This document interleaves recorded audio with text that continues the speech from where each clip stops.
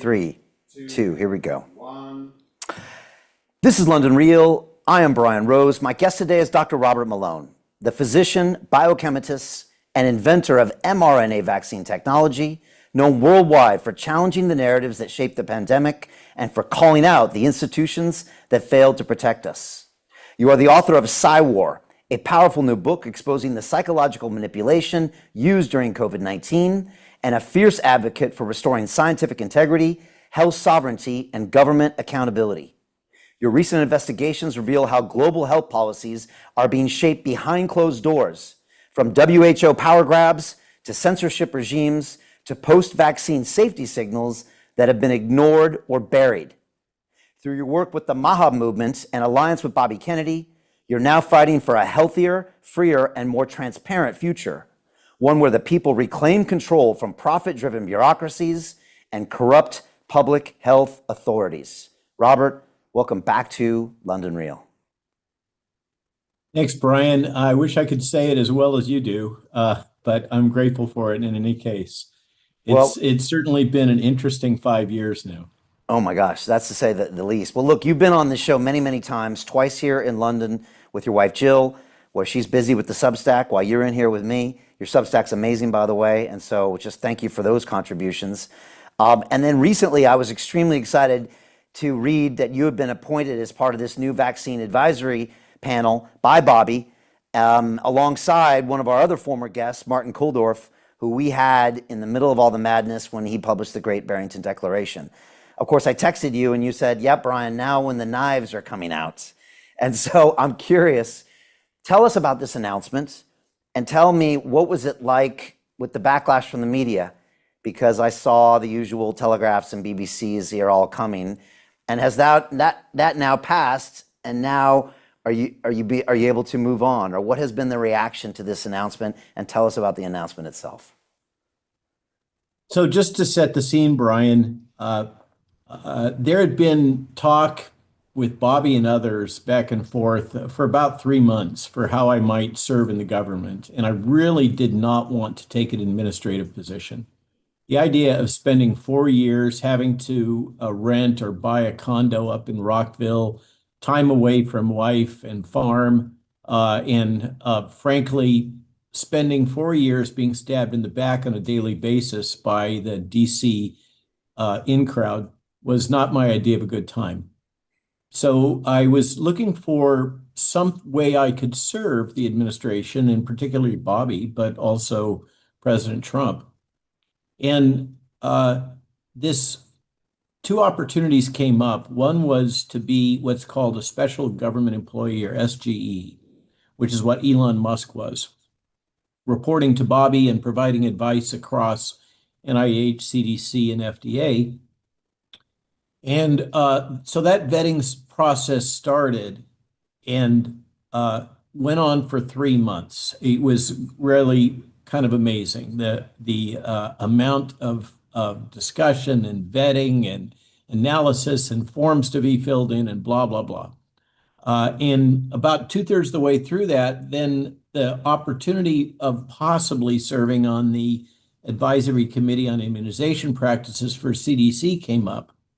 Now, that's kind of inside baseball, or you might call it inside football in the UK. What the heck is the Advisory Committee on Immunization Practices? So this is the mouse that roared. It sits as a chartered Federal Advisory Committee. That's a special law the U.S. government has that allows people to advise key administrators within the government, particularly in the executive branch. And in our case for the ACIP, we get the glorious compensation of $250 per day as an honorarium. So obviously I'm doing this for the money. And that was sarcasm, by the way, just to say. And this committee is chartered for two things. It's kind of a special one, a little unusual for a federal advisory committee. It advises the director of the CDC, and if she is not confirmed, which is the case currently, then those advisories go up to the secretary. So recently, just to give a little example, the Advisory Committee on Immunization Practices, while I was participating in their first meeting of this newly reconstituted group, voted to eliminate multi-dose influenza vials that have mercury-containing thimerosal.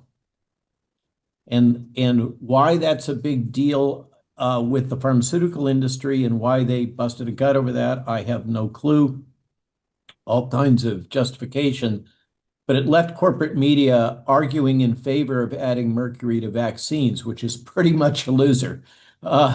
And this is a hot button issue that Bobby has been focused on for decades, going back to his time with Waterkeepers, mercury in food, mercury toxicity, mercury in vaccines. It's what led him to the position at Children's Health Defense of being chairman of the board. So what ACIP does is when FDA authorizes a product, a vaccine in particular, or something for infectious disease, at the next meeting, ACIP by charter must advise the director of the CDC on how that product is to be used. In other words, are we going to recommend it for all children? Are we going to recommend it for joint decision making so that physicians and parents and their children have to discuss whether or not to use it? Are we not going to recommend it at all? Just because the FDA authorized it for marketing, the ACIP might say, no, I really don't think the data are solid enough. So that's kind of the range of options. They take a formal vote on it. It goes up to the director of the CDC, or as I said, if there's no director because it hasn't been confirmed, it goes up to Bobby. And then those recommendations are accepted. So who cares? Well, what happens is that those recommendations in part trigger a program called the Vaccines for Children Act in the United States, which purchases and distributes. So you could think of that as acquires and markets, if you're looking at it through the lens of pharmaceutical industry, vaccines to the poor, Indian health community, those that might not be insured for some reason, etc. So basically, it's a big buy that happens if the ACIP authorizes it and the CDC director concurs. Furthermore, a whole lot of nations all over the world, and I don't know, perhaps even the UK, are influenced by the decisions at the Advisory Committee on Immunization Practices, which is why I say it's the mouse that roared. It's really not that big in terms of the charter, and yet historically it has set precedent for vaccine utilization, particularly in children, all across the Western world. So I find myself on this consequent to the secretary, I'm referring to Robert F. Kennedy Jr., having made a decision that the old ACIP that was largely drawn from the medical professional societies, or what a cynic might call the guild, was the source from which most of the ACIP members were drawn, and also many of the subcommittee members, which is where the work really gets done. We're all drawn from these professional societies. And basically, you can figure out if you're going to be compensated with an, quote, honorarium of $250 a day, you got to have some other source of income. And most of these folks are academics or they're working for big hospitals, and being on the ACIP gives them punches their ticket for demonstrating that they're doing good community service and that they have international standing. So that's why they do it. But what the secretary noted was that this has over time become, I'll call it, infested with chronic conflicts of interest, financial, organizational, funding, just a whole layers and layers of different ways that both these professional societies, which have their own interests, like pediatricians, like to give vaccines because it is a major profit center for them in the United States, unlike the UK system. Okay, so, and then pharma gets its nickel, et cetera, et cetera. So there's a whole food chain here having to do with cash flow. And I won't use the term corruption, but let's say clear and persistent conflicts of interest of a variety of different types. And so the secretary basically decided, I've had enough of this. This has been going on for years. There's so much evidence of it going on in this present board, which, by the way, got packed at the last minute by the Biden administration. So they put a bunch of new members on as they were heading out the door. And the secretary, in an unprecedented move, just retired all of them. And then appointed 8 poor souls to stand in the breach, of which I was one, and get attacked by corporate media, academics, and the pharmaceutical industry surrogates as uninformed, anti-vaxxer people with no background. Like, for instance, say Martin Koldorf, who is the chair. I'm serve as the co-chair, according to Bobby. But Martin arguably is the top epidemiologist, we could say, in the world, former full professor of epidemiology at Harvard and author of the Great Barrington Declaration, together with others, as you noted. Also, another luminary there is Ratzif Levy. He's totally unqualified, except for the fact that he is a full professor at the Massachusetts Institute of Technology, and his specific focus is on identifying statistically risk and threat signals, particularly in vaccine products.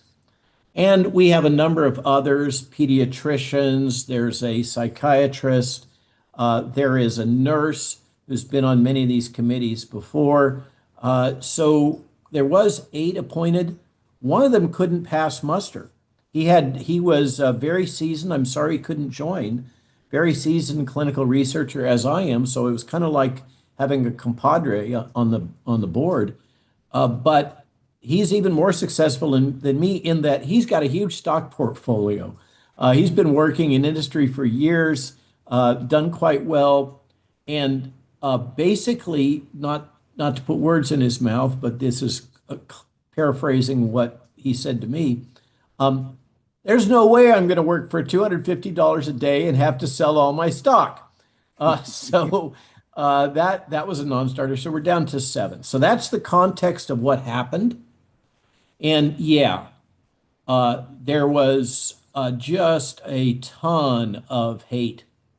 Hate at Bobby in particular. There's people on the committee that said, you know why we like to have Malone here? Because the press all text Malone and they leave us alone. So I'm like catnip for the likes of the Atlantic Monthly.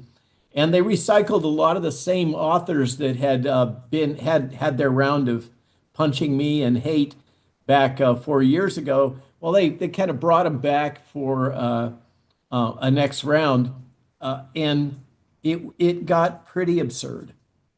The whole narrative. But frankly, Brian, one of the amazing things in all this context, my Wikipedia page still doesn't say anything about being on the ACIP and about the books or the Substack, but it's almost normal. It still says that I am a spreader of misinformation during COVID, and it cites this New York Times hit piece by Davy Alba. It was the last thing she wrote for New York Times. She was the disinformation beat reporter for the New York Times. So they still cite that, but they also, say that I've been married to my high school sweetheart my whole life, and a lot more kind of soft and squishy things, and it's a lot less full of hate. So there is some signs that I'm being politically rehabilitated. But absolutely, Bobby and I got a amazing cascade of hate mail, courtesy of both the UK and the US press. But then the committee convened, and we pretty much accepted everything that had been in the queue from the prior committee. The one thing that was new was this getting mercury out of influenza vaccines.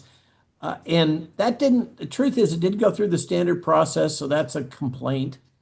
But we were all well aware of the data, and we voted to that, thimerosal or mercury-containing preservative in multi-dose influenza vials amounts to a total of 3%, ooh, big number, of all the influenza vaccine doses administered in the USA.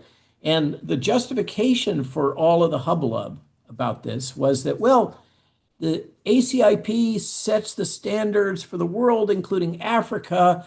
And so now African nations aren't going to be using multi-dose thimerosal vaccine vials, and they're not going to be sticking needles into those vials again and again. I call that a win. Furthermore, it's not the responsibility of the Advisory Committee on Immunization Practices to set policy for Africa. It's the responsibility of Africans to set policy for Africa, right? That's a fundamental going back to the touchstone of the Make America Great Again policies, as well as Make America Healthy Again, is to kind of turn down the volume on worrying about America as the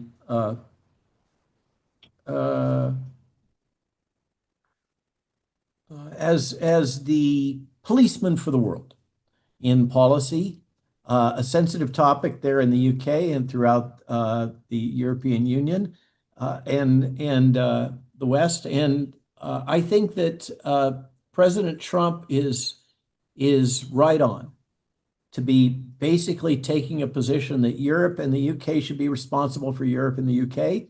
And the United States should mostly be responsible for the United States, still helping our friends. And that extends all the way down to our little tiny Federal Advisory Committee on Immunization Practices. It's not our job to figure out how to fix the problems for vaccine administration in Africa, as far as I'm concerned. Okay. So there's a long-winded answer to your very short question. Well, I thought it was an incredible headline and just really a powerful signal that Bobby was bringing in people like you and Martin. And I like how he is just getting down to business. I wonder if you could tell me how you think Bobby has done in this first 6 months, because fortunately, unfortunately, look, the news narrative coming out of the White House is fast and high paced. And there's so much going on between the trade Yes. wars and AI and crypto and Tulsi and Yes. Hegseth and Iran that oftentimes I don't hear enough about what Bobby's doing. And combine that with the fact that legacy media is still taking pot shots at him, it's hard to know what's actually happening with Bobby. I see him wheeled up in front of committee every now and then, and I love listening to his answers because I think he's one of the best at committee. But I'm curious if you could tell us maybe, what has Bobby been able to get done so far? What's slowing him down? And maybe just as an Right. objective view. Well, slowing him down is an easy place to start. Okay. The headwinds at HHS and frankly at CDC are enormous. Every single, and it's not just us, it's not just HHS, it's Tulsi Gabbard at DNI, it's CIA, it's everything. It's what Dr. Oz is encountering in the if you followed the news when Elon Musk was still being a special government employee about the budgetary cuts, and in particular, the organization that has been handling a lot of, well, one American influencer, Mike Benz, put it this way. If it's too dirty for the CIA, they give it to USAID. Yeah. And I think that's a pretty good summary of what that's all about. So they've basically managed to eliminate USAID for the most part, which is enormous against huge headwinds. But all the other agencies, there's been a reduction in force or RIF, particularly under the DOGE program. And that has been stridently resisted, basically using lawfare. So the perhaps not so loyal opposition, if you're following the latest headlines with Barack Obama and the former Secretary of State, Hillary Clinton, but we the opposition has decided that the district court structure in the judiciary is the pathway to try to stymie progress in the executive branch. So this mirrors the lawfare. I don't know if that's a term of art in the UK, but it certainly is in the United States, where you just put out a blizzard of lawsuits to try to stymie the opposition, to drain their energy, to suck up their financial resources, et cetera, that in various kind of even more egregious versions of that were deployed against President Trump between while President Biden was in office, to a degree that I think I still am amazed by. So that strategy is now being used together with the consequences of the existing bureaucracy being heavily biased towards the Democrat and really the left. Woke is the term of art agenda. So those people are, in their backers, are kicking and screaming. They don't want to go out the door. They're doing everything they can. They're reaching to the unions to fight the layoffs, et cetera. And if you think about it, just process it for a moment. The truth is the United States is facing a financial crisis, a fiscal crisis, due to the accumulated debt. And there aren't a whole lot of options other than, the gentle term reduction in force. This is, I think, in the UK and Europe, you like to call it being made redundant. So there are many options other than that approach to try to reduce bureaucratic burden and reduce the burn rate. I mean, you're involved in the financial community. Yeah. If you're a CEO and the company ain't bringing in what it needs to stay afloat, and it's just gradually accumulating debt, that's not a sustainable situation, nor is it a sustainable situation for the United States government. And so Elon did a good faith effort to try to do something about it, but the people at all of these agencies, including the secretary, are surrounded by staff that may put on the smile to your face, but then turn around and stick the knife in your back as soon as they get an opportunity. And that makes it really hard. Bobby's in a position where he's not really sure who he can trust on a daily basis. That's the truth. From what I observe, I haven't asked him if that's the case, but that's what I observe. And he had some staff that seemed to have believed that it was necessary. As you know, a chief of staff is an extremely powerful position in any organization because they control the flow of information to the ultimate decision maker, whether it's the CEO or it's the secretary or it's the president. Chief of staff is a crucial position. So as are the deputy chiefs of staff in an organization.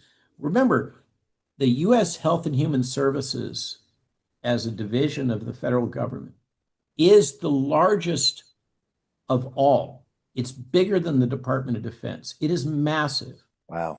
Bobby ended up not being president, but by God, he has got the lion's share of the grief And he has people like Dr. Oz, and Jay Bhattacharya is up against all kinds of resistance at NIH. Uh, Likewise, the appointed director of the CDC hasn't even been able to get through the Senate confirmation process. It's another place where all this stuff, so like the second, third, fourth tier appointees that have to go through congressional approval for all these agencies, including HHS, are all being slow walked. Okay. So he's sitting there, a bit of an island, surrounded by a small number of leadership folks to support him that have been really controlling the flow of information to him in a very significant way. And what I observe is that he's using a lot of outside channels, frankly, to gather information and make decisions. Just to illustrate, I was at CPAC a few months ago, right after Bobby was confirmed, walking up some stairs, and suddenly I get a call, Robert, in Bobby's characteristic hoarse voice. And he asked me for advice on the fly as he's about to go into a meeting for proper management of the influenza virus H5N1, the bird flu virus, at a time when there was an egg crisis in the United States, ostensibly because of the mass killing of poultry flocks in egg layer operations. Now, it turns out that wasn't really what's going on. Turns out that there was a scheme being run by some of the egg suppliers to withhold supply in order to put pressure on the administration. But there was the press was all in a tizzy about H5N1, and we have to kill all these birds, and they're going to kill all these ostriches up in Canada. And it was just one great big fear porn, food fight. How to phrase it. So Bobby called me and I said, well, the H5N1 is indigenous in avian flocks, wild birds, migratory waterfowl. There is no way in hell, unless you're going to do a scorched earth, kill all the birds campaign like Mao Tse-tung did with the Great Leap Forward. And that didn't turn out so well. Unless you're going to do that, you're never going to eradicate H5N1. And it doesn't make sense to be massacring all these flocks. If anything, what you need to do is direct the money to breed more influenza-resistant birds. But this mass culling is just not working. So he listened to me, went into the meeting. I don't know what happened behind the scenes, how the gears turned, but basically that became the policy. And oh, by the way, Brian, the other day I was in a subcommittee meeting with the CDC folks in the influenza branch because I'm chair of the influenza subcommittee now. And I put the question to him, well, what about H5N1? Well, we did some great work, but yes, you're right. It all kind of just went away. So that's kind of how he's channeling. He's going to outside folks informally. Technically, that's not allowed. But so the resolution was that I ended up, I didn't know that I was going to be on the ACIP until Bobby announced it publicly. And then I started getting all these congratulations over X. So then I knew. And then I had to drop the special government employee thing because you can't be a govy and be on the ACIP. They have all these rules. It's Byzantine. So that's kind of how it's going. Is Bobby is in the middle of a thicket of challenges. They're coming at him fast and furious. He is still, if you watch, in the guy whose boat I was just on in the Med is a very close friend of Bobby's. And Bobby was actually on that boat right before I was. That's where he took his vacation. Uh, and I was speaking to my colleague, my friend, and said, you know, I think Bobby has really grown into this job. I didn't think I would not endorse him for president. I endorsed Donald Trump. I remember. I thought that he didn't have the leadership experience chops to run the largest branch of the federal government. I mean, who would? Uh, um, he is a lawyer. He has been fighting against big big pharma, big ag, big chemical, the Monsanto case, pretty much ever since he had to do public service in the Hudson River Valley, consequent to being busted for heroin back when he was in school. I mean, that's what got him going with Waterkeepers, and then he's just progressed since then. He has enormous energy for somebody his age, but so does Donald Trump. The two of them are well matched, I think. And he has really grown into this job. He picks his battles. So you ask the question, what has he accomplished? To make sense of that from your side of the pond, one of the first things that the President Trump did is through an executive order, he impaneled the Make America Healthy Again Commission, which is a all of government effort to address these fundamental drivers that are frankly reducing longevity in Americans. I mean, this is the big shocker, is that our children are going to lead, if we stay on this course, our children here in America are going to lead shorter, less healthy lives than their parents. Wow. That's just a bomb. Yeah. And so the president, I am completely convinced the president is very committed, particularly to children's health. To some extent, I think this reflects Barron Trump and his sense of protection of Barron Trump and his commitment to his son and his sons. His older family has prospered, but this really young child that he, is now a late adolescent, he takes children's health very seriously. So that's one of the places he's very aligned with the secretary. So they created this MAHA commission, and after 100 days, it came out with a document the likes of which the US government has never seen before, has never produced, which was a critical assessment of where Americans' health is at and what's driving the lack of health and what's driving the various factors, particularly environmental toxins. There was a lot of teeth gnashing in the base that the vaccine issues weren't addressed as stridently as they wished that they were, but environmental toxins and a number of other things were highlighted in that. Now, one of the things that in that initial report, which was basically a threat assessment, one of the things that was, I personally, and I was invited to the White House when they rolled this out. They did the press announcement there, blah, blah, blah. And I'm watching from the third row. There was a clear attempt to reassure the agriculture community in the United States, farmers, in part justified because, as the president said, farmers have supported me in every one of these 3 elections.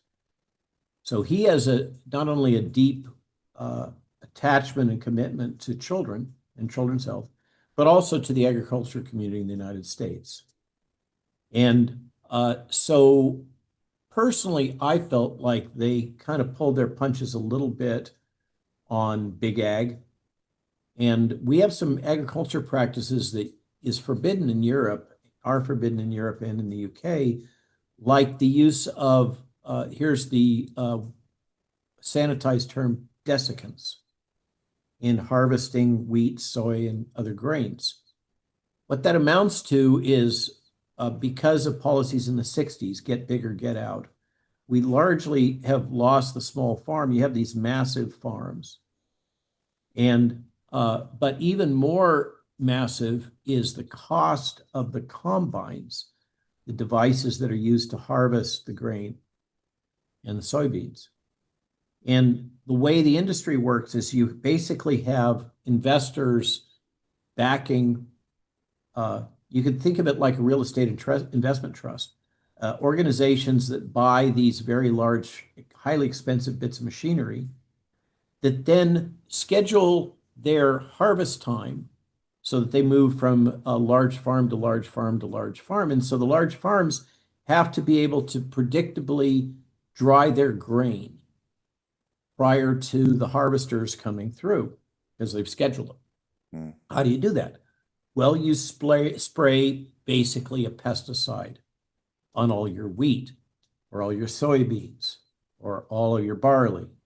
And then it dies, it dries, and these big harvesters come through. The consequence is that the vast majority of Americans and Canadians, by the way, have significant levels of glyphosate in their urine. Glyphosate is Roundup. It's produced by the Bayer Corporation that bought Monsanto. And so there is this tension, just illustrated, in the Make America Healthy Again movement. Because it's a all of government response that, for instance, the Secretary of Agriculture really doesn't want to see glyphosate banned, Right. or atrazine or other things that are important for the margins and the productivity, because we still believe that we need to feed the world for some, we're totally blind to the fact that by pushing high carb food precursors into island nations, the poor, Africa, et cetera, what we succeed in doing is destroying indigenous agriculture, right? And substituting these low food value crap products that are, high in polysaccharides, starch. But the government is still wedded to that, and the belief that in order to maintain profit, yield, et cetera, we have to have these things. So that's just one example of kind of the tensions within the MAHA commission that exist.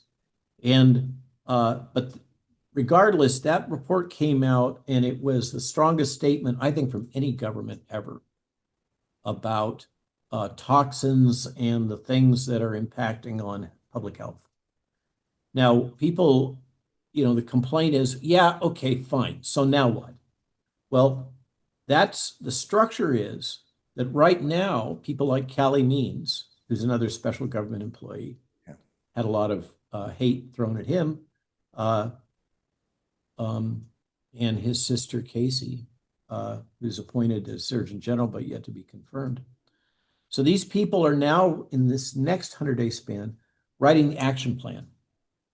So that's the next thing you're going to see drop is the first one was the threat assessment. Now you're going to see the action plan, and then you're going to see deployment of that action plan.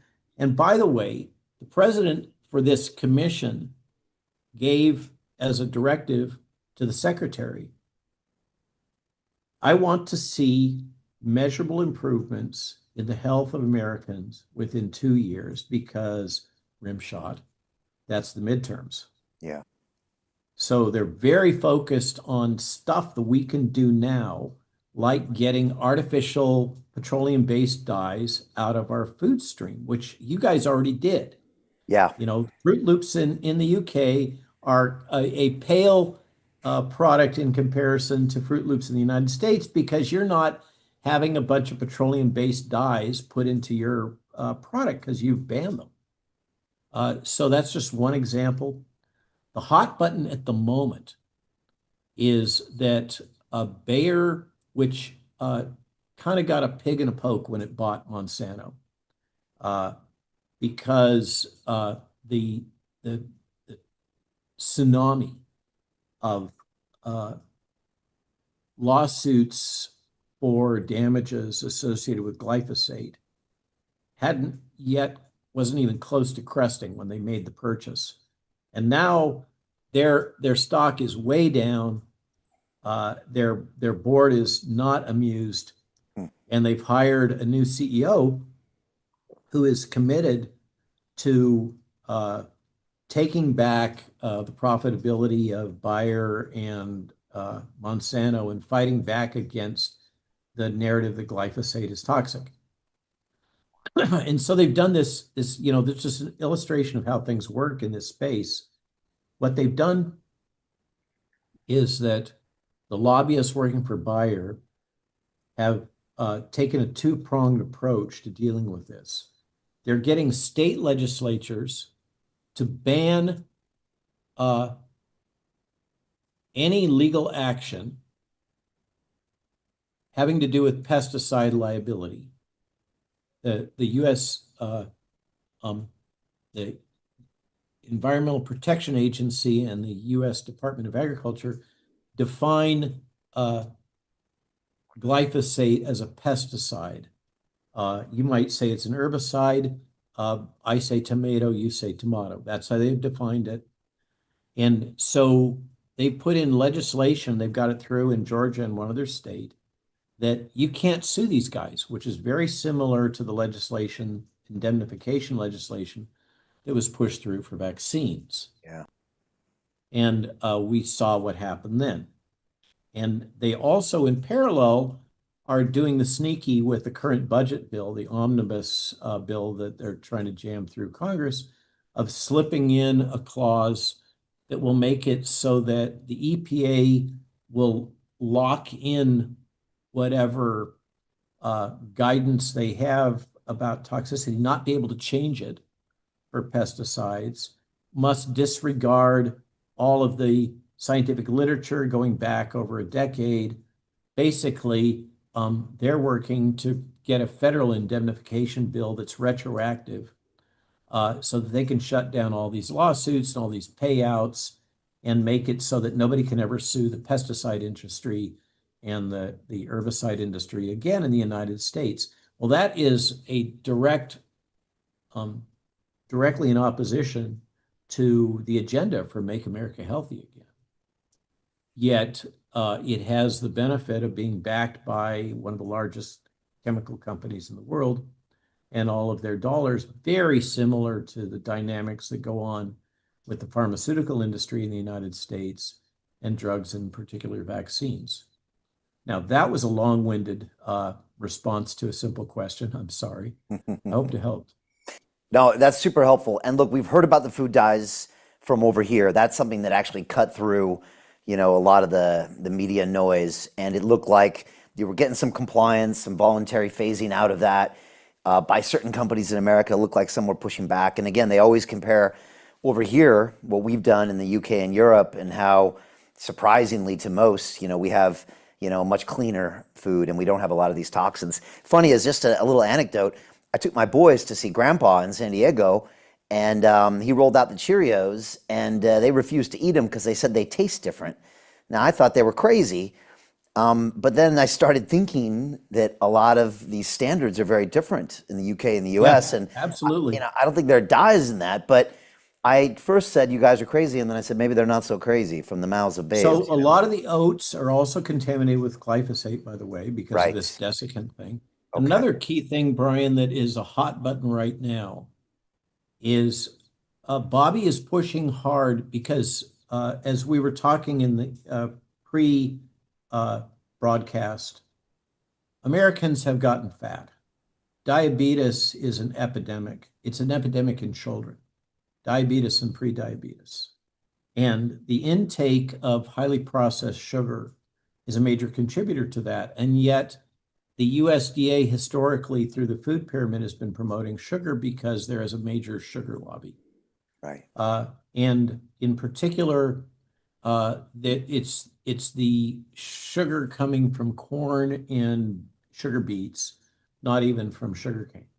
So sugar is in almost everything. It was probably in those Cheerios that your kids are Yeah. having. And it's a major contributor to this very significant health crisis that we're facing in the United States having to do with diabetes. And so you would think, because here in the States, we have a Food Subsidy Act program. We call them food stamps or SNAP, special nutrition. And so one of the early things that the president and the secretary did, because they found that they couldn't outright ban the use of high sugar sodas through the SNAP program, but they could do it by getting states to do it. It has to do with states' rights in the United States. So federal government couldn't just blanket say, no more of this high sugar Coca-Colas. But they've worked through the states. And so Bobby has really been pushing, trying to have states no longer allow the food stamp program or the special nutritional supplement to be able to be used by the poor to buy high sugar foods, particularly high sugar sodas. Well, who's going to complain about that, right? Well, you know darn well who's going to complain about that. Coca-Cola and the sugar industry, the soda industry. And so this is just to illustrate how US politics works and what's being arrayed against the secretary. What was done was that a series of the beverage industry, quote unquote, set up a series of AstroTurf organizations with very benign sounding names. So for those that aren't familiar with AstroTurf, these are fake grassroots organizations that were set up by the industry with names that make them sound like they're organic. They're springing directly from the people when in fact they're not, and capitalize these AstroTurf organizations. And they got caught with their pants down, paying conservative influencers $1,000 a tweet to write hate about this position of the secretary. Fortunately, that kind of got killed when it got exposed what was going on, and they had egg in their face, and that kind of got shut down. But that's the ecosystem that's going on here. And despite those headwinds, the secretary is making a lot of progress in getting mostly Republican states to take the position that we have the right, if we're providing supplemental funding, we're basically giving free food to the poor, to say, well, we can't give free crap food. We have to give them free good food. Seems like that shouldn't be very controversial. Margaret Thatcher's probably rolling over in her grave as we speak as an ex-grocer, even hearing this. But that's the state of the discussion in the United States. And that's a specific target right now. It's kind of low-hanging fruit, if you know that metaphor, for the Make America Healthy Again movement to just try to get these high sugar foods out of the federal subsidy program. And even that is just generating all kinds of grief and resistance, that somehow being able to drink sugary Coca-Cola is protected by the First Amendment in the Constitution. And just to bring it home a little bit to the CDC things we were talking about before, and an article that is on our Substack from the Midwestern Doctor talking about the chronic CDC corruption. So the CDC has set up a not-for-profit subsidiary called the Foundation for the CDC. It's congressionally approved. Normally, if you, Brian, wanted to write a check, dear Donald Trump, I want to send a check to the U.S. Treasury because I'm so concerned about the U.S. debt. Here's $500. No, whatever the number. Okay, you couldn't do that. You're not allowed to donate goodies to the U.S. government, even let alone donate something to Donald Trump. But You can't give stuff funding to the federal government. But Congress, in its wisdom, set up these special slush funds. There's actually even one for the CIA, hard to believe.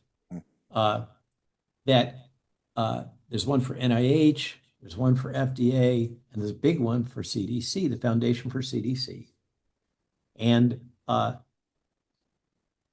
Gates Foundation, all of the major pharmaceuticals, all donate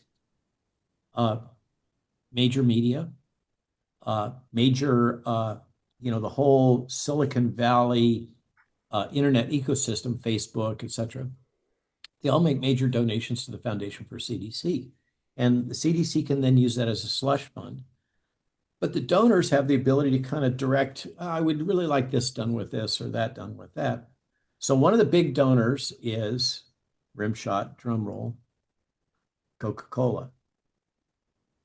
Coca-Cola, the ask was, we give you this money, we really want you to try to work on the World Health Organization to get them to lay off their guidance that they're working on having to do with sugar in sodas, which may explain why, just to bring it home and make it all about me, because of course, why not? You'll recall that I went on this little podcast with this unknown guy named Joe Rogan, and it went big. And there was a enormous amount of blowback on Spotify, which pays Joe Rogan a stupid amount of money to do these podcasts, a lot more than you and I make. And Neil Young pulled his catalog off of Spotify, so did Joni Mitchell. Big kerfuffle.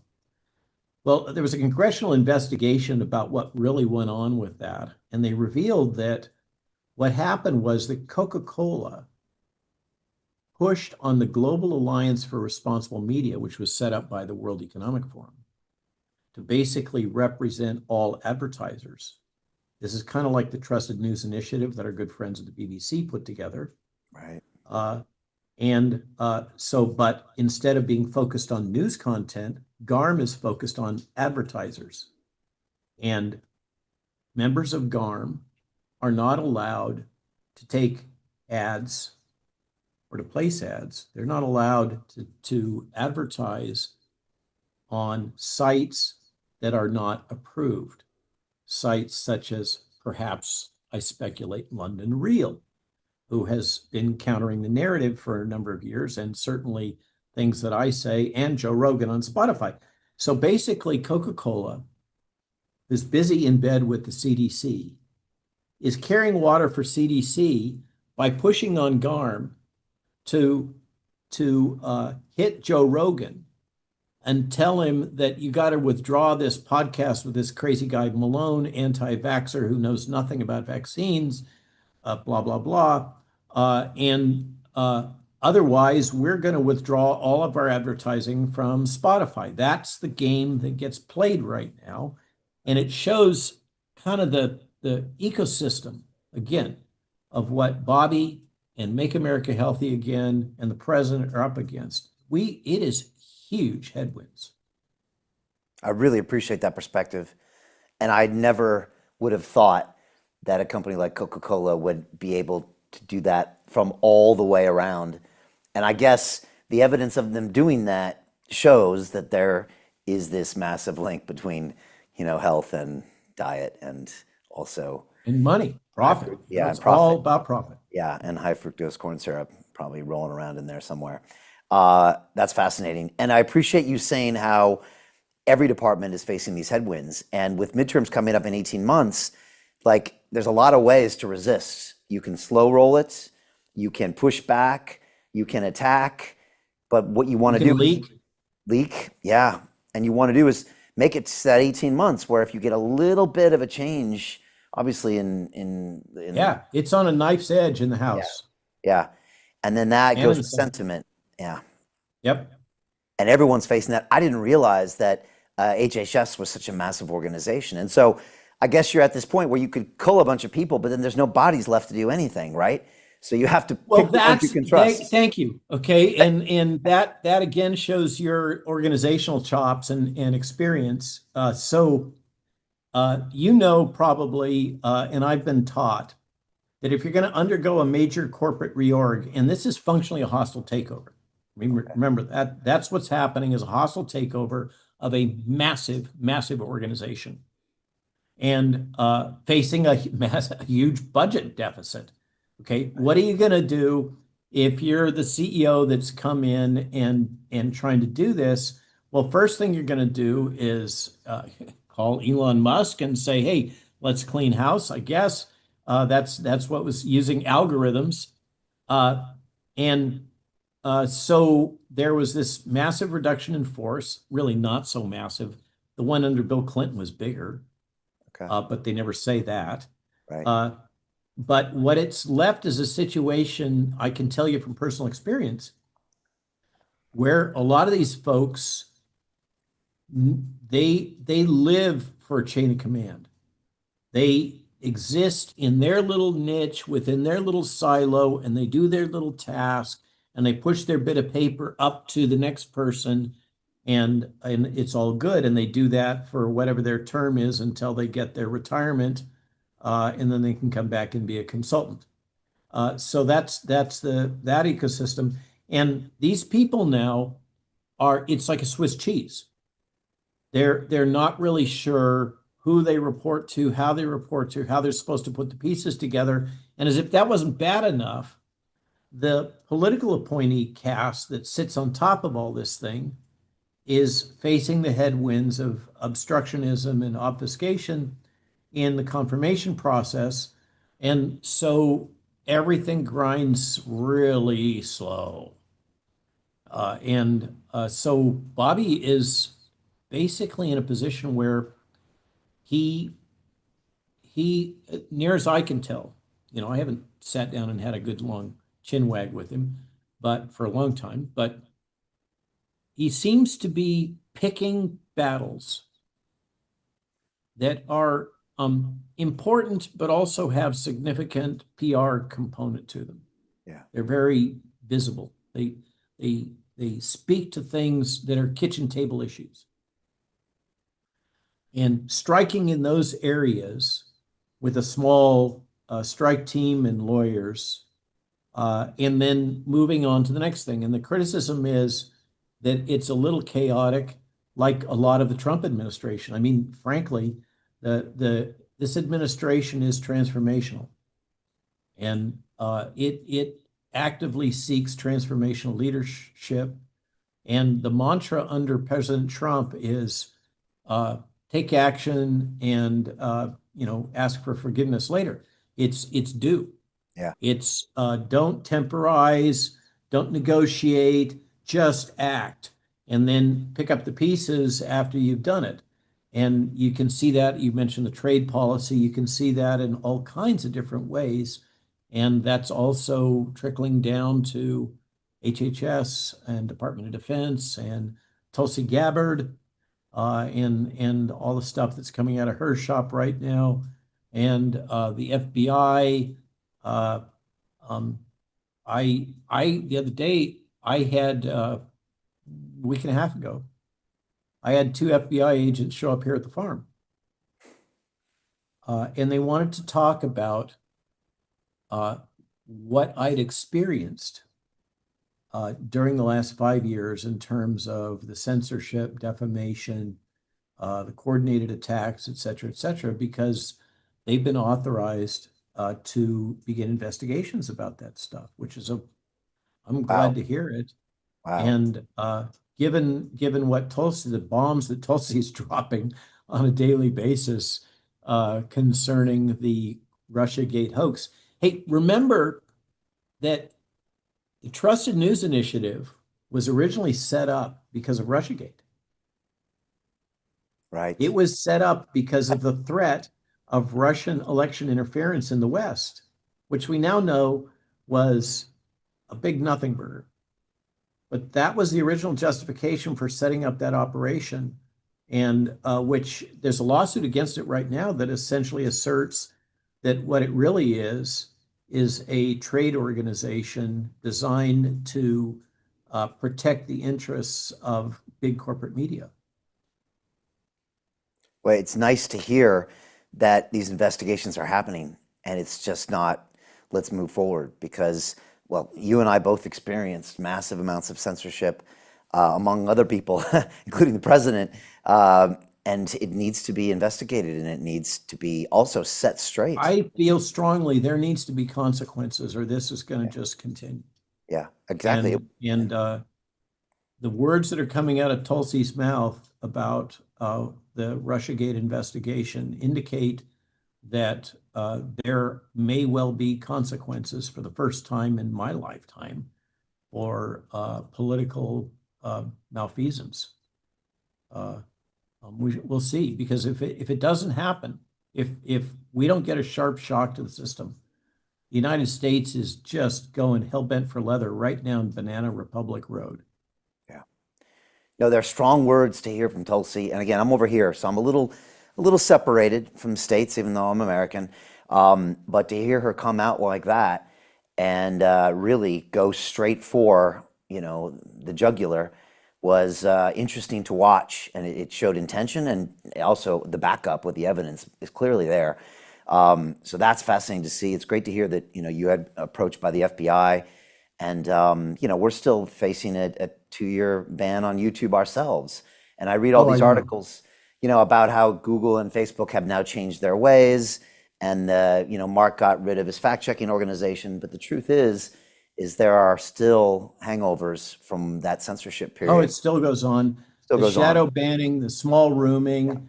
They've come up with other euphemisms and structures to do the same kind of stuff in a little more subtle way with a happy face on it. But that's kind of how that ecosystem is working. Yeah. Hey, Brian, there's another achievement that probably flew underneath the radar in the UK, and corporate media hardly touched it. I think The Hill put out an article.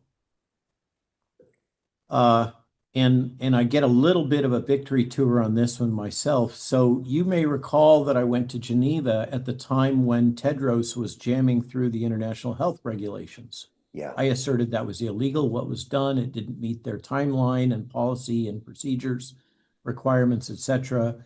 It was jammed through after dinner when a number of the delegates had left. And in the United States, there was a huge uproar because it would infringe on national sovereignty and create a situation where the WHO would kind of codify and entrench all of the malfeasance that I argue, that was associated with the COVID mismanagement. And so I wrote an essay from Geneva at the time, speaking about what I'd observed, together with another US person, Reggie Littlejohn. And it kind of sat there. Well, it turns out it didn't just sit there. After the election, it made its way through the national security apparatus in the United States. And I think it was just last week or a week and a half ago, a joint decision from the president, Secretary Kennedy, and Secretary of State Marco Rubio withdrew at the last minute the United States from the World Health Organization international health regulations. And that was almost immediately followed by Giorgio Malone making the same decision from Italy, from Brothers of Italy Party. And surprisingly, that was it. It was just the United States and Giorgio Malone in Italy that withdrew, nothing but crickets from your government, or of course from the European Union, or from the various member states that we've come to think of as associating with this embryonic Make Europe Great Again movement. Only the United States and that crazy neo-fascist fan of family values in Italy. I'm referring to how the press has portrayed Giorgio Malone, who certainly is not a neo-fascist.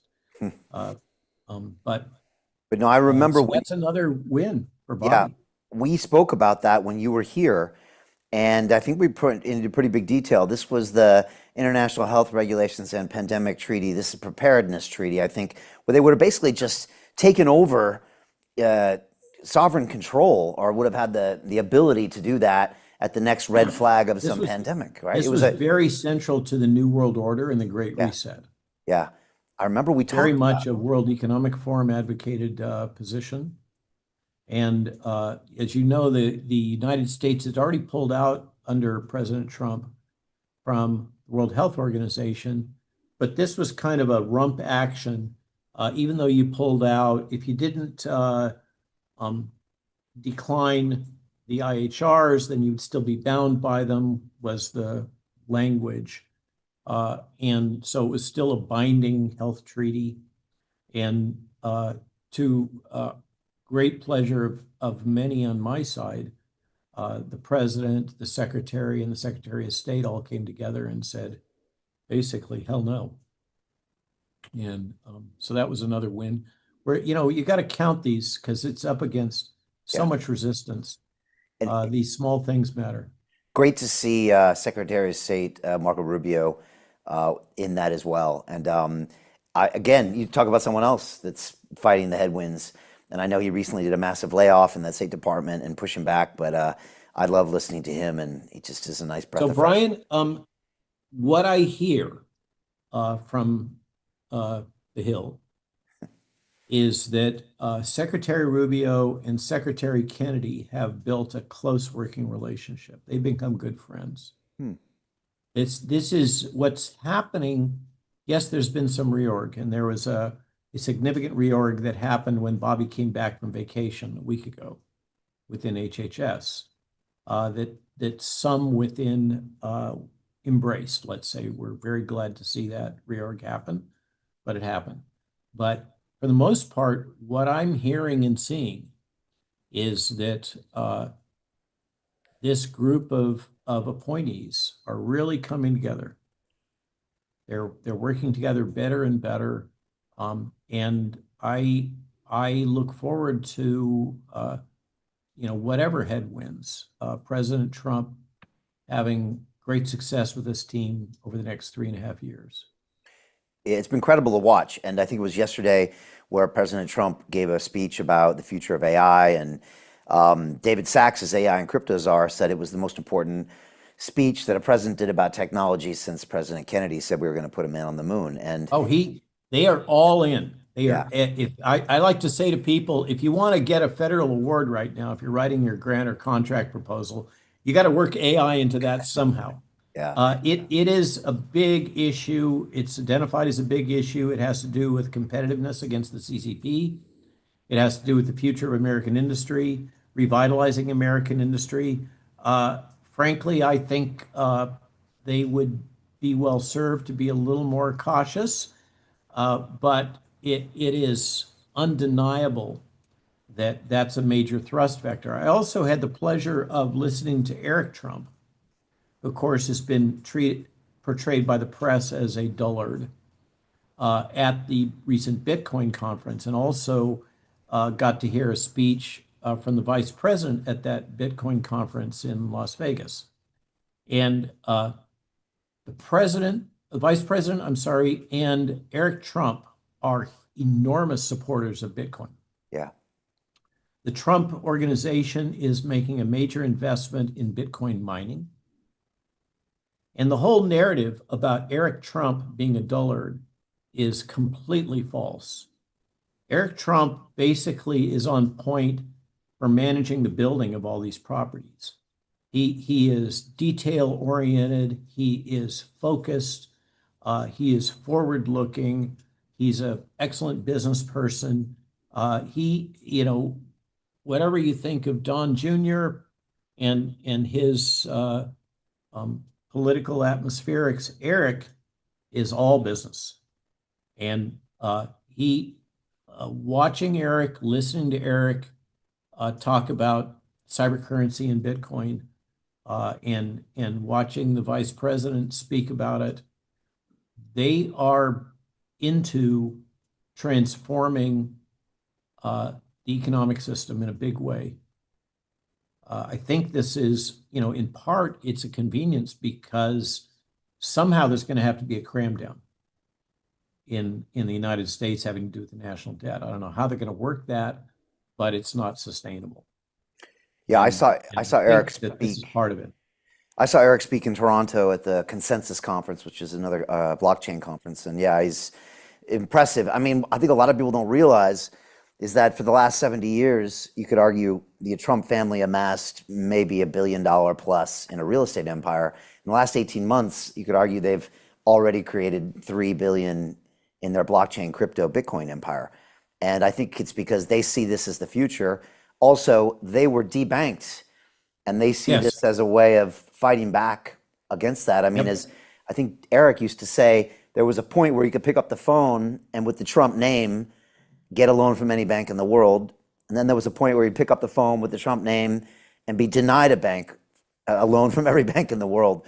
And so they embraced this decentralized finance concept and they've gone all in. And it's pretty incredible what they're doing in that space. Necessity is the mother of invention, Amen. which And is we're why I'm on your podcast. Basically, is in a very small way, as I was getting all of this censorship and attacks, and you also, both of us have basically turned to alt media as the option, and it's forced us. It's been a forcing function to cause us to up our game in this new media space. We probably wouldn't be here in the same way if it hadn't been for what we were subjected to. Yeah, no, very much so. And similarly to that with digital assets in the blockchain space, we went heavy into this space 4 years ago when I ran to be mayor of London and lost. And I looked into this space and I saw a tremendous ability for financial freedom. And as one of my guests, who was probably at that Bitcoin conference, his name is Dan Held, he was an early Bitcoiner. He said, Brian, freedom of speech is a luxury if you can't pay for your food and the roof over your head and your internet access. And I thought Yep. he had a great point. And so what we love about the digital asset space is that you can truly own something. I always tell my students, how many people have money in the bank? And they all raise their hand. And I said, no, you don't. The bank has custody of your money and they'll give it back to you if they choose. Also, your fiat currency is being printed, inflated, and taxed at will. And so if you really want something that is cannot be touched by a government, well, that's where your Bitcoin comes in. So it's fascinating, Robert, how these two worlds have collided with us, where you have new media and maybe new money all kind of coming together, and it And all new makes health. sense. Yeah, Yep. very much so. And look, you're going through all your different Substack articles that I was going to bring up organically through this conversation. And by the way, we'll have the link to your Substack below. You guys still produce one a day? Yep. Well, the truth is that occasionally we have guest writers. Thank you. We missed yesterday because I was on the plane coming back from Rome, Okay. and by the time I got home, I was about cooked. And but mostly we do. But Fridays and Sundays we put out the Friday Funnies and the Sunday Strip, which is kind of probably too inside American politics for most British or European, although we have a number of fans from Europe and the UK and Australia.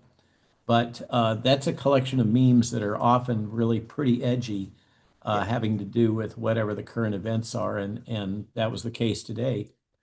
So that gives us a little bit of a break from writing an essay, because these essays typically take, 4, 5, 6 hours between the concept and the research and writing and editing, etc. Yeah, it's great work, and I love it. And I sometimes those funnies are a little inside because sometimes I'm trying to understand them, and I know it's something that's you need to know maybe closer to DC, but often not. And so it's great content. I highly recommend everyone goes and subscribes, and hopefully also contributes. Talk to me about the book, War: The Information War Behind the Pandemic. Is that something that the world is still digesting? And I'll ask Yes. you this question, Robert. Is it hard to remind people of these concepts when we're now 3 or 4 years past the height of that war? Or is there another war happening also right now that you can point to as evidence from your book? Well, the tech is still deployed on a routine basis, and the 77th Brigade and the Mutton Crew have not gone away, bringing it home to your island. Yeah. That's us. And the I but there are kind of cracks in the wall. The other day I was on the boat and we were just talking about things, and there was an actor with us on the boat, and he was not hadn't really followed all that I'd encountered. So we were talking, and I mentioned Wikipedia.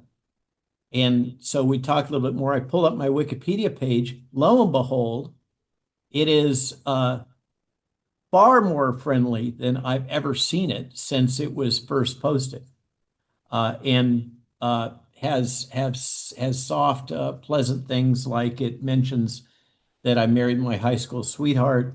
It still says that I was a spreader of misinformation during COVID, and it cites the Davy Alba hit piece from the New York Times.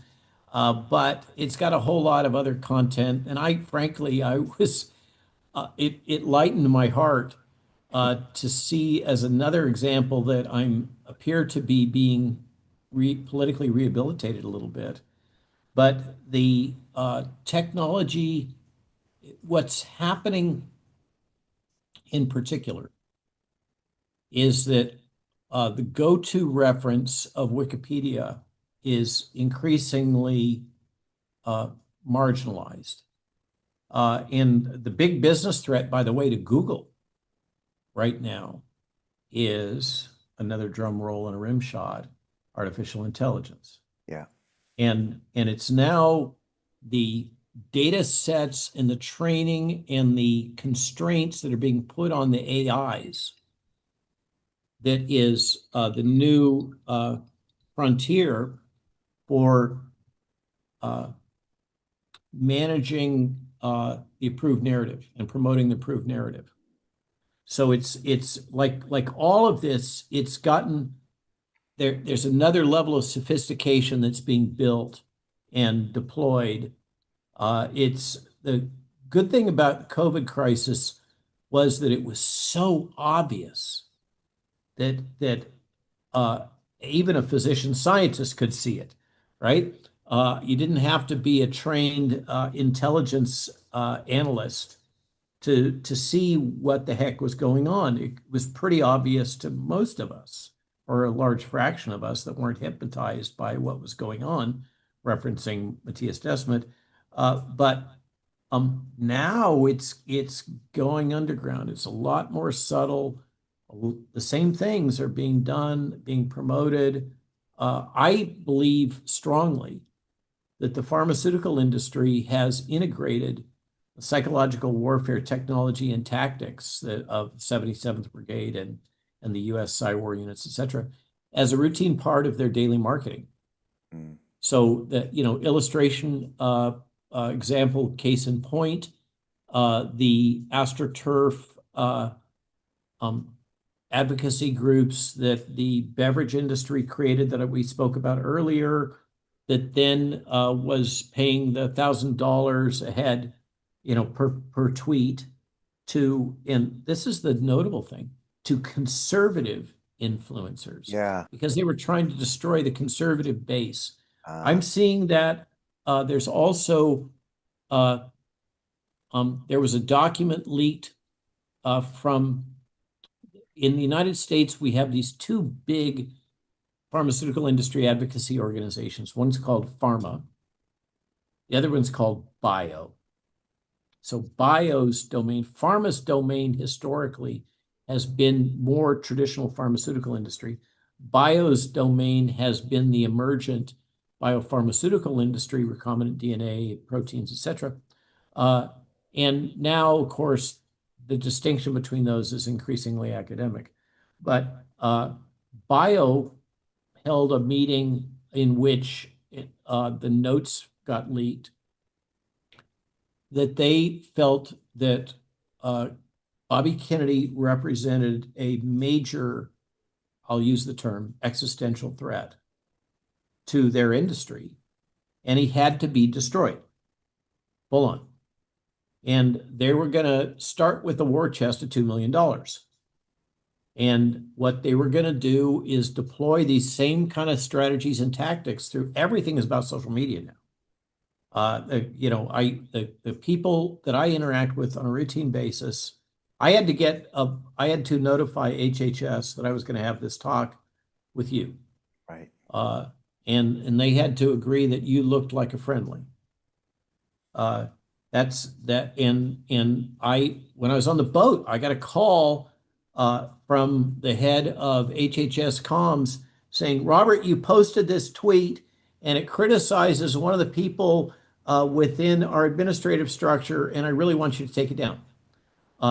And so I took it down. But they are carefully monitoring the information stream, particularly on Twitter, X, but also the other social media platforms. And that is the battleground now. That's increasingly the political battleground. Trump was the social media president this Yeah. last election, and managing that ecosystem is central to managing the Hill, Congress. Yeah. Because it's so effective. It's effective for fundraising. It's effective for advocacy. It's effective for resistance. You can mobilize people very rapidly. So now, Brian, I'm also, by the way, a formal medical advisor to the Make America Healthy Again, what do they call it? MAHA action. And though, if I can unscramble what that means, they're the political action committee that was set up to support RFK first as a presidential campaign and then in the context of MAHA for the current president, has been transformed into an ongoing PAC that has two branches. This has to do with nuances of American law, federal law. One is falls under a federal statute referred to as 501c3, which can be a general purpose advocacy organization, can take money as tax deductible to support advocacy in an area like Make America Healthy Again. But it can't act politically. It has to be apolitical in its action, so bipartisan. Whereas 501c4 organizations, which have different consequences in terms of tax benefits to donors, etc., can be political advocacy organizations. So MAHA Action is the one that I'm now a medical advisor for, and that is a C4.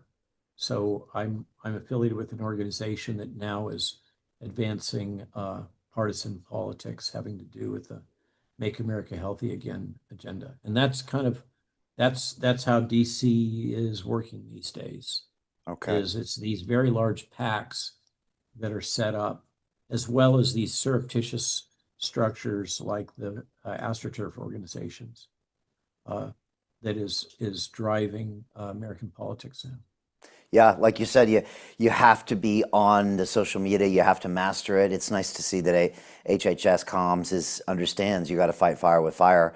What I see is them trying to splinter, the MAGA movement and people inside that movement. You saw them trying to drive it through with Elon and Trump, and then with the Iran strike, you saw it splintering a little, and that's probably the best weapon that the left has right now, or any organization that doesn't want the MAGA agenda. And you got to watch that like a hawk. I know Trump's aware of it, but that's the best way to splinter. And then, like you said, paying for those conservative tweets, since they don't have an offense of their own. Was huge.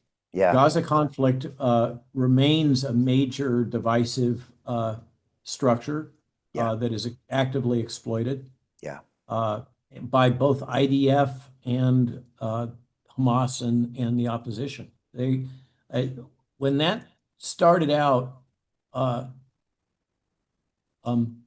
I elected not to stick my nose in the middle of it. It's not my core competency.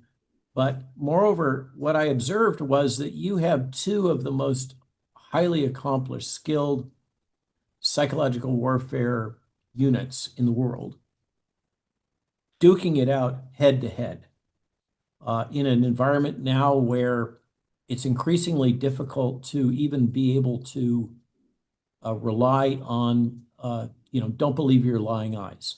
Rely on seeming video footage Yeah. that can be entirely synthetic. It's extremely, so you ask with Cywar, what's happened to it? It's gone mainstream.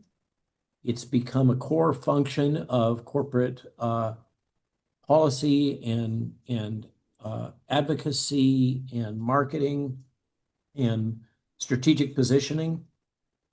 And it's become a lot more sophisticated and subtle, consequent to artificial intelligence. And remember, we talked about this in the Cywar book, and I think we covered it before, surveillance capitalism, that the building through your data of a virtual avatar for you and everybody else, both as individuals and collectively as members of various categories, that's incorporating everything from the data that is being drawn from your car or your cell phone about where you are and when you are and how you drive and what you shop for and blah, blah, blah, blah, blah.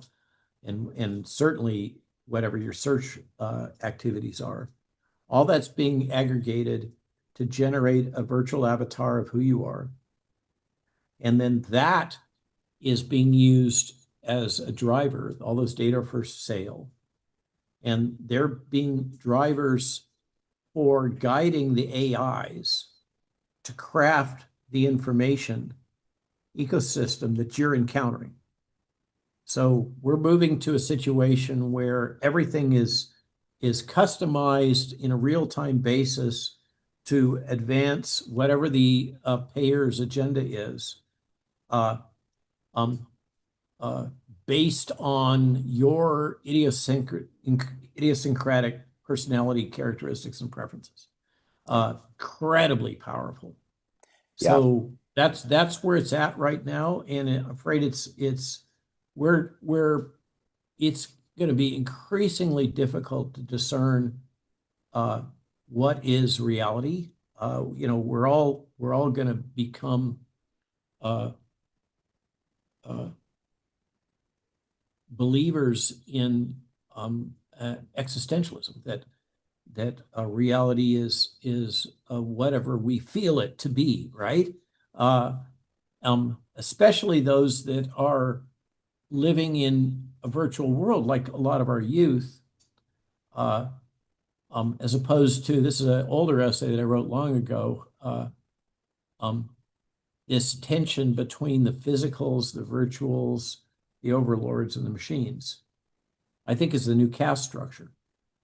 And there still are people that live in the physical world.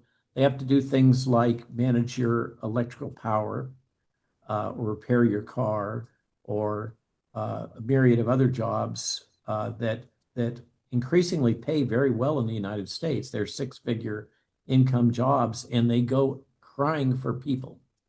And meanwhile, the universities are churning out, we could go down that road, but graduates with large debts that are increasingly unemployable, and they're going to be they're being made redundant by the new technology and artificial intelligence, not the least of which is the coders, who thought they were immune to all this, but they're like the first ones getting jettisoned. And if you're in the service industry, if you're in finance and those kind of things, good luck. I would not advise any 20-something to go intern at Bears and Stern right now. I just don't think that's going to be a sustainable business model. Although there's much worse options than that with AI as well. Law, accounting, like you said, programming, those are almost even sooner on the chopping block than financial services. But yeah, it's all a big question mark. And we are going to struggle with reality. Look, you talked about some of the recent conflicts. We were seeing video. We don't know if it's true or not. We don't know when it was shot, when it was published. And now with those AI answers, you used to search Google back in the day, and okay, your stuff would be suppressed, mine would be suppressed, but when you read something from the BBC, you started to learn that this was their game. With the AI, it spits you the answer out. There's only Yeah. one answer, and there's no, okay, it came from here, these said this, there's not eight links, it's just one answer, and that's scary, very scary, because Yeah, that's the and for the reality. average person, Yeah, it comes across as a level of definitive authoritarian yeah, positioning that is often just assimilated, not without questioning. Oh, yeah. it's what the machine says, and therefore that's the truth. I was on a, That's where I was on, the ability to discern. So that gives rise. You mentioned the splintering. We haven't talked about the splinter net, which I think is another fascinating thing that is a indirect consequence of the rise of national-based censorship policy, where we're going to have the global internet splinter into subnets that are and financial ecosystems around those that are defined by censorship policy. Uh, and so you'll have, European Union, you'll have a UK basically internet, which paradoxically opens up business opportunities in the UK if the likes of these big boys, they're kind of cumbersome. They're like the giant marshmallow guy in Ghostbusters, right? They just kind of kludging along. And a nimble velociraptor, business-wise, can come into that ecosystem, be very attuned to UK realities, and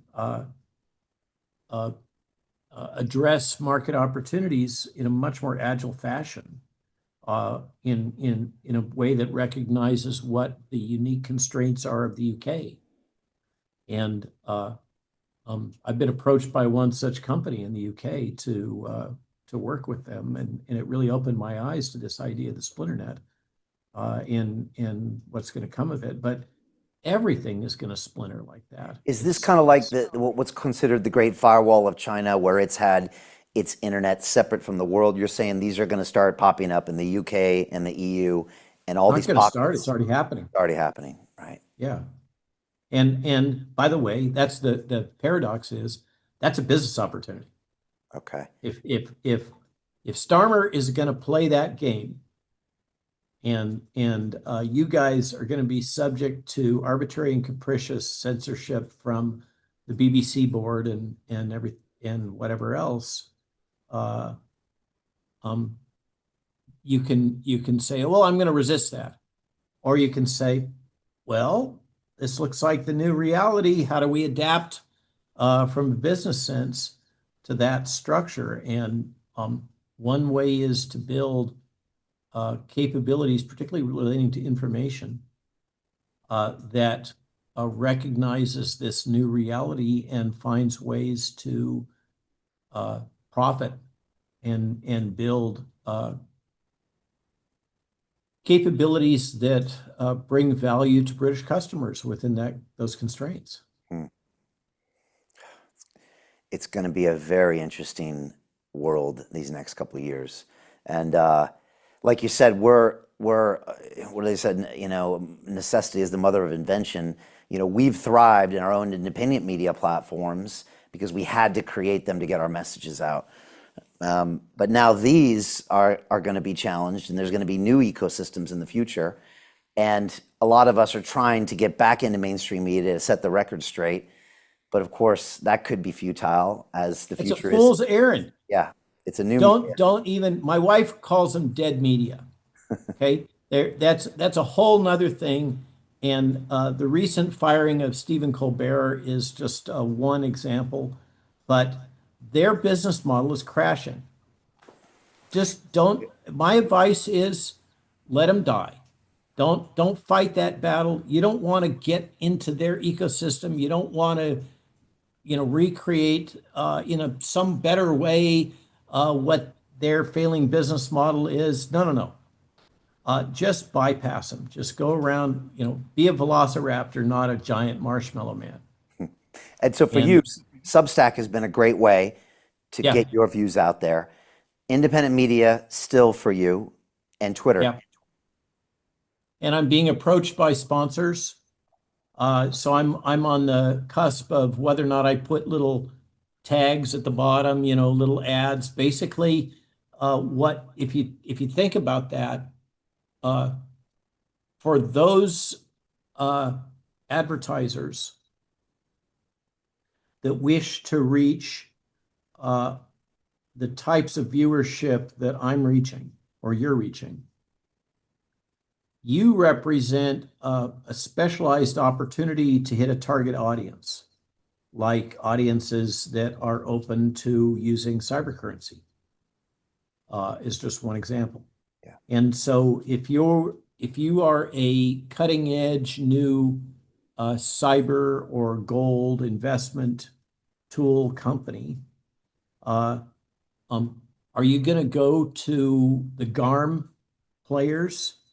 Are you going to go to Google AdSense and spend your nickel going through their filters? No, that's not the audience you want to target. So I think that what we're seeing, what I'm seeing is as there is increasing awareness business-wise and politically of the power of alt media and social media, there's the emergence of new ecosystems that we have long been crying out for, the censored, that are seeking us out. I see a very encouraging future for those who have the acumen and agility to adapt to these changing environments and be, bluntly realistic about what they are and what they aren't. But this introduces another thread, the kind of credibility economy that in a world in which so much information is coming at us and so much of it is synthetic and processed and pre-chewed, viewers will often identify trusted sources, and our audience may be splintered compared to back in the day when BBC ran everything, or NBC, ABC, and CBS here in the United States. But those are still significant markets, and we have tools and technologies that allow us to produce content at a fraction of the price of what it used to cost. And so we can access those markets.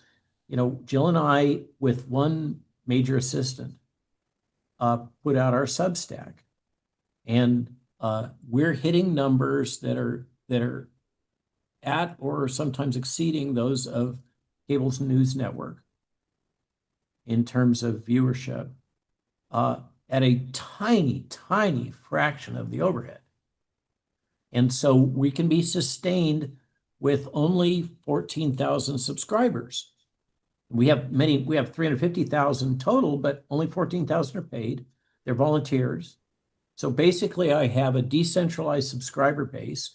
So if I piss off some subscriber and they tell me to go jump in a lake or whatever, and they're no longer going to drop $5 a month, that's okay. They leave, others come, it's okay. And it gives an unprecedented amount of freedom. Yeah. To not be beholden to a small number of revenue streams, to have a decentralized support base. Yeah. No, that's been a fantastic tool for you and so many people. Look, the one issue that still remains, in my opinion, is that YouTube has a monopoly on video, and it still is. YouTube is for it. It's the second largest search engine in the world, owned by the largest, and unfortunately, they are still censoring people. We've been deplatformed. Antitrust activity is being considered in the United States, and that is, in an ecosystem in which the president has been on the receiving end of this. Yeah. what I'm seeing is a great openness on many fronts to consider these kinds of issues. And the big issue is, like we said earlier on, what happens in the midterm, and is the vice president going to become the next president? Is Bobby going to get the bit in his teeth and decide he wants to be president? Up till now, he's been saying no. Or are we going to have a resurgence of the left in the United States politically? Right now, the just like reform seems to be roaring in the UK from everything I see. And this recent speech by, was it Winston Churchill's nephew or something, kind of the inheritor of his title and estate, is now endorsing reform. Right now in our world here on our side of the pond, the favorability for the Democrat Party is lower than it's ever been. Can they come back from that? They seem to just be caught in a loop of more of the same. So time will tell. Yeah. It's fascinating to watch reform here. It reminds me a little bit about the MAGA movement inside the Republican Party. But it's a force to be reckoned with here, and people are just tired of the status quo, and they're tired of the two-party system that's really one-party system. And well, coming up in, I think it's September, I'm going to be in, I think it's Brussels, at the European Union, in a European Union sponsored, the EU is funny. They will allow fringe groups to sponsor various things. And upcoming is the Make Europe Healthy Again conference that I am grateful that they've selected me as a keynote for. So that's the next thing on the agenda for me traveling back on the other side. Maybe I'll have a chance to stop in London and say hi if Keir Starmer isn't going to retaliate if I say something disallowed. But it's interesting, the Make Europe Great Again movement made some progress, but then lost in Romania. The backlash in Germany is huge. But Poland, I mean, that's another thing that I hear that is just amazing to watch, is the resurgence of the Polish economy simultaneous to the collapse of the German economy. Who would have predicted that? It's interesting to see some of these pockets like Poland who are just kind of not having it and really embracing their own conservatism, and to see how far they can move with that. And I've been to Germany recently, but everyone said it's the worst of the wokest that you've ever experienced. Yeah, Is there? they've strangled themselves. One of the things that surprised me heading up along the eastern shore of Italy from Gallipoli is I hardly saw a single windmill.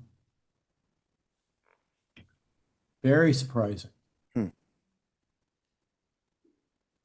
It's a good sign. Yeah, so maybe I think it's important to we are winning. To count our blessings, count our wins, count Bobby's wins, count Trump's wins. I don't know where you come down, but maybe even count Nigel's wins. I consider him a friend, and I'm glad to see him prospering. I hear all kinds of nattering nabob negativity about him, but it seems like the UK is from my side, it seems like there is some political movement away from the stalemate and the globalist agenda in the UK. Maybe I'm being overly optimistic, but I am optimistic. I think it's Reagan's it's a new day in America kind of messaging.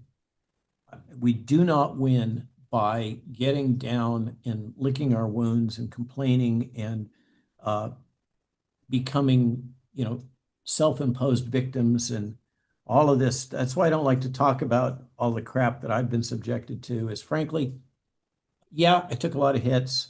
I'm a better person for it. I'm a different person now than I was 5 years ago in a good way. I'm prospering by adopting new strategies. And strangely, I seem to be being politically rehabilitated. Who would have thought that? Uh, and um, and it's okay, you know. Yeah. Great observations, Robert. I agree. We are winning. I mean, just compared to where we were in 22 when you first came to the studio, or 23. I mean, how the tides have changed, and we are winning, and things are changing, and we're better people for it. Not a day goes by, Robert, where someone doesn't message me or stop me on the street and thank me for what we did in 20 and 21. So I always remember that. And even though there's some bumps in the road, I'm confident we'll have our channel back on YouTube this year, and I'm confident we'll just keep going forward. There'll be new challenges, but thank God we got people like you, Robert, that are constantly showing us what to look out for. I really appreciate the book War. It's something we talked about on this show years before you actually completed the book. And again, coming from a guy from the medical profession, I thought it hit even harder that you were piecing all of this together. What's a good way for people to get a copy of the book, and how can they sign up for the Substack? What's the best way, and follow you on X as well? So Substack is the easy answer. It's Malone.news now. We've had to change the title. We don't have Substack in there. The old "Who is Robert Malone" just seems so back then. So now it's Malone.news, and it's easy to sign up, and you don't have to pay. If you do, God bless you. Thank you very much. But most important is getting the information, the content out.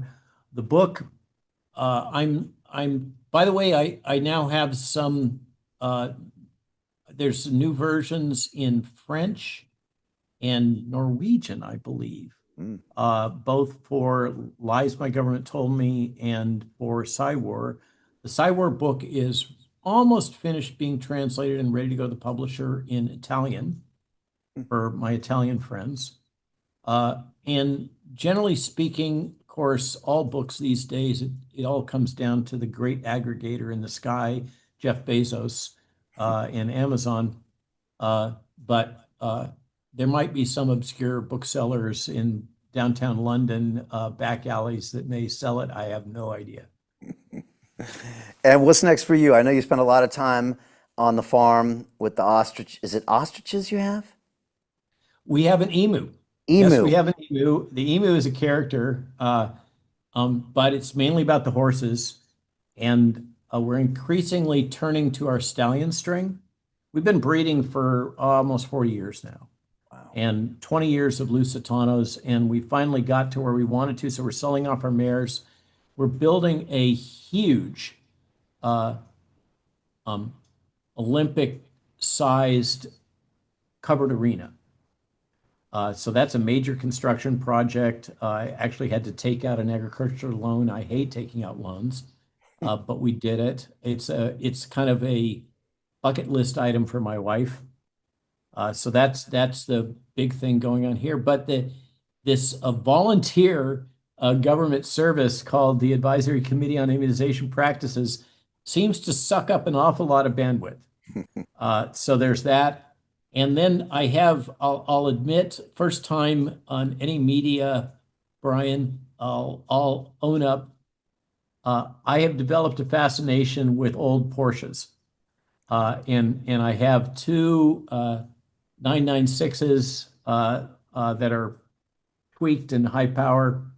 And I'm having a lot of fun bringing those back to life, and just using them for going back and forth to the airport and to DC and whatnot. You get past 65 and you want to do something for yourself, and that's been something that I decided to let the reins out a little bit. And when Jill and I, my wife of ever since, we've been together since I think she was 15, and she's now in Wikipedia. as my long-standing childhood sweetheart. We've always been about the horses, but back when we were kids, with our young romance, my dad had if you know Porsches, a 356 Coupe, 1600 Super 1958. And so that was part of our origin story. So for me, this is a little bit like, I think many folks, when they get to my age, they want to somehow recreate, maybe in the UK, it's old Triumphs. But for me, it's these old historic Porsches. So that's the new passion. I love it. Well, good for you. Robert, thanks again for what you do. Thank you for the update with MAHA. Send all of our positive energy to Bobby and Jay, who's been on the show, and Martin and all of your colleagues, and sending you tons of power.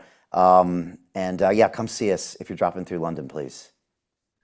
Let's make a date for when I scoot over to Woke Central in Belgium and stop by and have a good chinwag. Okay, fantastic. Let's do that. Malone.news for the Substack, Cywar the book, and follow this man on X. Thank you, Robert. Until next time. Bye.